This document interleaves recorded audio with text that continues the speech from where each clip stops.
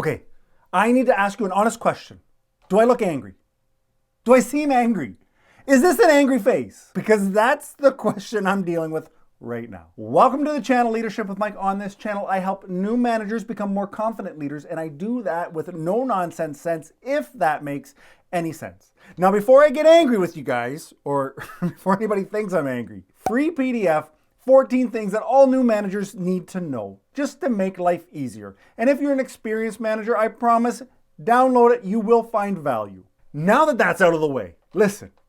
Recently, you may know that I was on the Dr. Phil show, and the amount of comments that came through that angry bald guy, that old angry bald guy, that bold angry old guy, I got a lot of angry comments.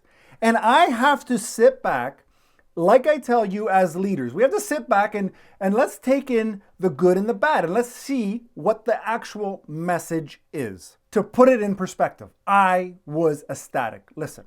We're a small channel here. You, me, we've got our group of subscribers, and I'm going to assume that you're already a subscriber, but we're only at 20,000. We've only got 1 million views. This, in terms of YouTube, is very small. So to be acknowledged and brought on the show of the Dr. Phil, that's a big thing for me. I'm very excited. Does it change my life? No. But hearing the comments, both good and bad, but a lot of them coming saying that guy is angry. What I need you to understand as leaders, that it's not what we say, it's how we say it. So I said things in a passionate way, and for a lot of people, that turned them off. They couldn't hear my message. So now I need to take that for when I'm leading a team. And like I tell you in many videos, when you come into a new job, a new position, or you're just, recently promoted, come in calm, come in quiet.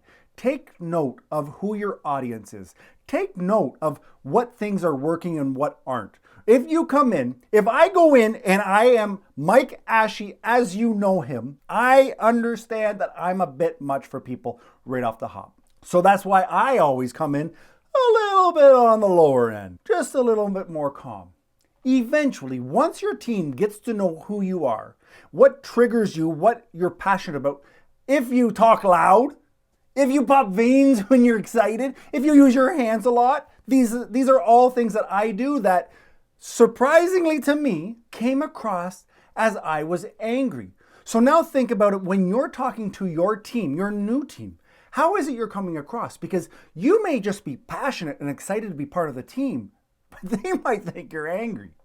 Now on the flip, this is the most important lesson that I got, is that when your team is talking to you, I want you to first disengage from it being personal.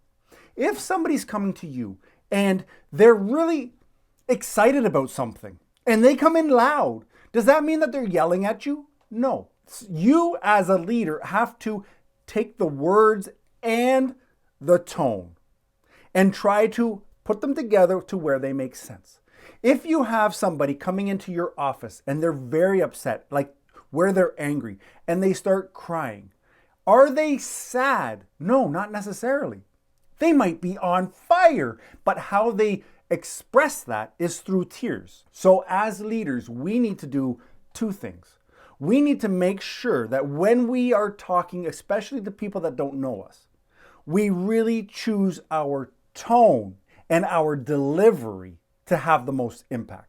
But when we are on the receiving end from our staff, when they're excited, when they're angry, when they're upset, when they're disappointed, when things aren't working the way they want them to, or things are working, we need to disconnect what they're saying and how they're saying it, and look at them separately to get them in the proper context. Because everybody is going to deliver a message in a different manner. And as leaders, we have to step back and not take it personal. If somebody is coming in and they're yelling, they're not necessarily yelling at you. They're passionate, they're upset, they're frustrated, and this is how they express it. Is it always going to be okay? Maybe not. If they come in and cussing you out like you're the piece of trash, okay, we got to put the brakes on. But at the same time, letting your staff vent, as long as it's not a targeted hit piece on you, let them vent, let them get it out, and try to siphon through how they're saying it to get the actual message.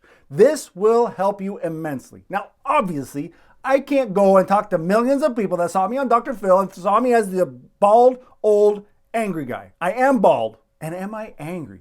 Absolutely. I mean, do I have anger? Yes. Was I angry on Dr. Phil? No. Was I playing a part? Yeah. But I was so excited to be part of the conversation. So take this for what it is.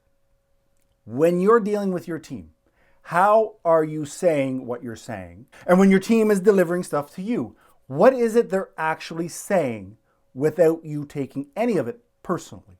Where are the valid points and what are not valid? I hope this helps. Get your coffee. Don't get angry. Let's see you in the next one.